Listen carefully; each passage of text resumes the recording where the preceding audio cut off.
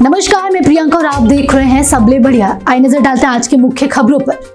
मुख्यमंत्री भूपेश बघेल ने SCCL के चर्चा कालरे क्षेत्र में भूकंप की घटना में घायल 2 कर्मचारियों को बेहतर चिकित्सा सुविधाएं उपलब्ध कराने के लिए अधिकारियों को निर्देशित किया है। बता दें कि गुरुवार रात्रि मानिक क्षेत्र का निरीक्षण कर रहे 2 कर्मचारी भूकंप के कंपन महसूस होने पर भागने के क्रम में घायल हो गए, जिनका उपचार बिलासपुर जिले के अपोलो अस्पताल में कराया जा रहा है। अभी उनकी स्थिति पहले से बेहतर है। भूकंप की तीव्रता 4.6 रिक्टर मापी गई है। छत्तीसगढ़ में 28 जुलाई हरेली पर्व से शुरू हुई गौमूत्र खरीदी। इस योजना के पहले दिन 2306 लीटर गौमूत्र क्रय किया गया। राज्य में 4 रुपए लीटर की दर से गौमूत्र खरीदी की शुरुआत फिलहाल 63 गांव के गौठानों में हुई है। मुख्यमंत्री भूपेश बघेल की विशेष पहल पर राज्य में गोबर के बाद अब गौमूत्र खरीदी का उद्देश्य जैविक खेती को बढ़ावा देकर खाद्यान्न की आवश्यकता में कमी लाना तथा खेती को लागत को कम करना है। राज्य में गौमूत्र खरीदी योजना के पहले हितग्राही मुख्यमंत्री भूपेश बघेल स्वयं खुद बने। छत्तीसगढ़ देश का पहला राज्य है जो पशुपालक ग्रामीणों से 2 रुपए किलो में गोबर खरीदी के बाद अब 4 रुपए लीटर में गौमूत्र की खरीदी कर रहा है। महासमुंद जिले में आकाशीय बिजली गिरने से 5 श्रमिकों की मृत्यु। मुख्यमंत्री भूपेश बघेल ने घटना पर गहरा दुख व्यक्त किया। उन्होंने घटना में घायल 6 श्रमिकों को बेहतर इलाज की सुविधा उपलब्ध कराने के लिए कलेक्टर को निर्देश दिए हैं। हादसे में मृतक प्रत्येक श्रमिक के परिजनों को RBC 6(4) के प्रावधानों के अनुसार 4 लाख रुपए की सहायता राशि स्वीकृत करने के मुख्यमंत्री निर्देश दिए हैं। बता दें कि घायलों का सरायपाली स्वास्थ्य केंद्र में उपचार चल रहा है। मुख्यमंत्री निवास कार्यालय में उरांव समाज छत्तीसगढ़ के प्रतिनिधि मंडल ने मुख्यमंत्री से सौजन्य मुलाकात की। इस दौरान मुख्यमंत्री भूपेश बघेल ने उरांव समाज को राजधानी रायपुर में पूर्व में आवंटित भूमि के विकास के लिए 50 लाख रुपए की राशि प्रदान करने की घोषणा की। मुख्यमंत्री ने इस दौरान उरांव समाज के प्रतिनिधि मंडल द्वारा रखी गई मांगों पर तत्परता से कार्रवाई के लिए आश्वस्त किया।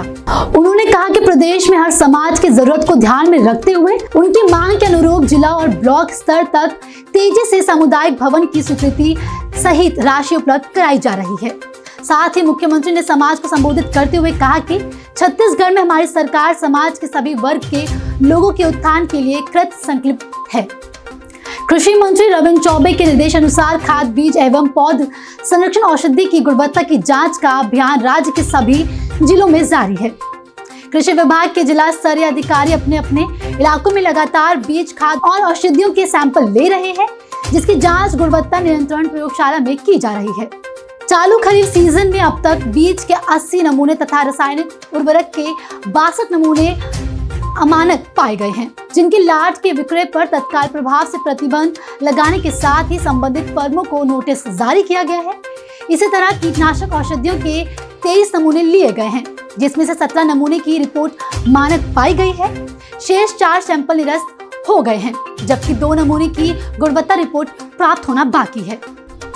वन एवं जलवायु परिवर्तन मंत्री मोहम्मद अकबर ने विश्व बाघ दिवस के अवसर पर कानन पेंडारी जूलॉजिकल गार्डन बिलासपुर में बाघ के 4 नन्हे शावकों का नामकरण किया।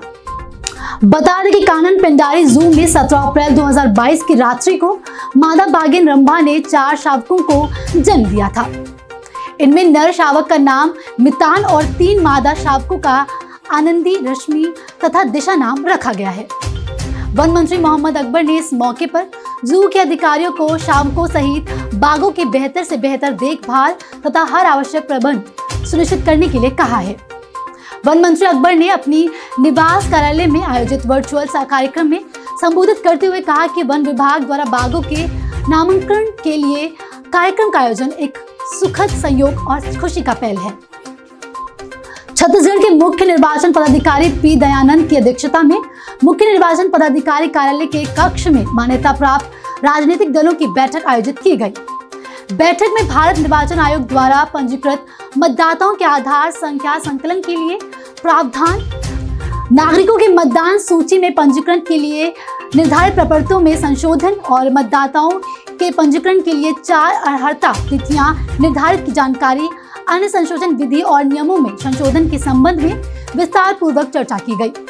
बैठक में मुख्य निर्वाचन पदाधिकारी पी दयानंद ने 1 अगस्त 2022 से प्रारंभ हो रहे न्यू सिक्योरिटी फीचर कार्ड के बारे में भी भौतिक रूप से अवगत कराया तथा अगस्त से नए कार्ड का वितरण पोस्ट ऑफिस के माध्यम से भिजवाने की सुविधा के संबंध में जानकारी दी। दयानंद ने संलग्नकों के बारे में भी बताया कि वेलकम लेटर, मतदाता मार्गदर्शिका, एपिक कार्ड आदि सभी बंद लिफाफे में मतदाता के दिए गए पते पर भेजे जाएंगे। अभी के लिए इतना ही, जल्द लौटते हैं दूसरी खबरों के साथ। तब तक बने रहें सबले बढ़िया के साथ।